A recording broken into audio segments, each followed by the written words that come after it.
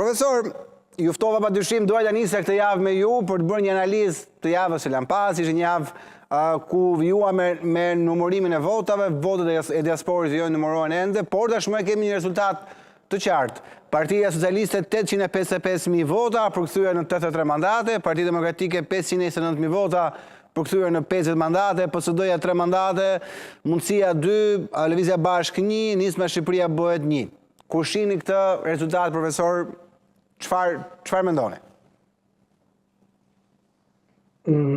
Tani kanë kaluar disa ditë nga momenti i votimit dhe ajo që mua më intereson më shumë është ajo që do të vi.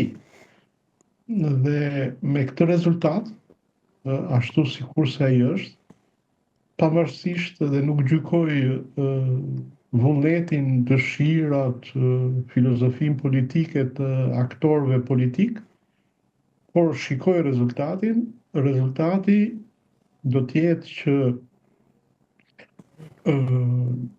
në një farë mënyre qeveria do të jetë edhe më e pavarur nga kuvendi, nga kontrolli i kuvendit. Pra në një farë mënyre ekzekutivi do ta ketë shumë më të zbehur edhe se deri tani kontrollin parlamentar. E dyta, në një farë kuptimi jeta parlamentare do të jetë dhe më e zbehtë dhe fjala atje do të jetë edhe më pa kuptim, sepse numrat janë të tillë që ajo pjesë e parlamentit që quhet opozita, sigurisht nuk do të ketë asnjë mundësi apo do ketë mundësi shumë më të zbehta se sa përpara për të ndërmarrë nisma parlamentare dhe për t'u dëgjuar.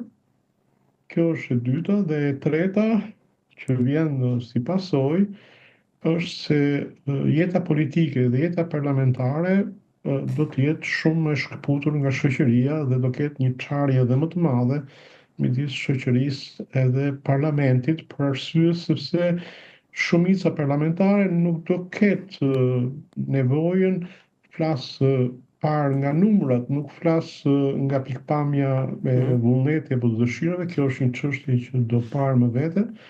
Nuk është se ka ndonjë nevojë për të mbështetur te shoqëria në mënyrë që të përballë një opozitë që rrezikon duke krijuar kombinacione politike që mund të vënë në rrezik qeverisjen e saj. Këto tre element janë element që unë do i shihja si elemente të cilat do ta përkeqësojnë jetën politiko-sociale në Shqipëri. Profesor, e prisnin rezultate të tillë përpara datës 11 maj, dua një përgjigje shumë sinqert. Në këto shifra flas.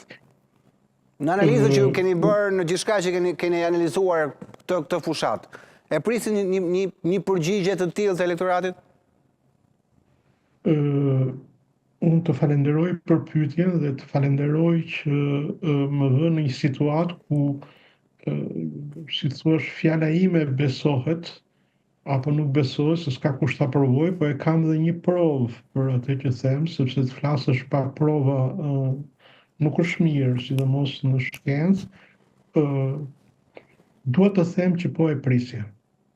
Në këto nivele. E prisja nuk them se si reagim i elektoratit, sepse duhet marrë në analizë shumë faktorë, po ju përgjigjem edhe një herë duke ju falenderuar për pyetjen. Po e kam pritur.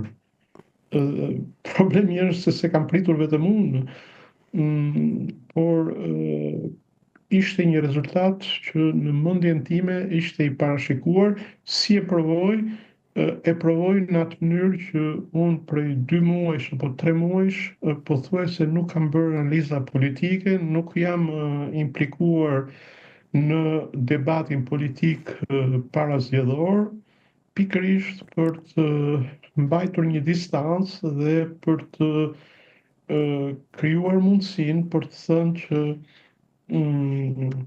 nuk është se është në një rezultat fatlum, jo në kuptimin se kush fitoi dhe kush humbi, sepse në një demokraci apo në një vend që do të demokratizohet, se të quash Shqipërinë sot demokraci është një dhuratë shumë e madhe që i jep falës, por ky rezultat është pritur nga ana ime.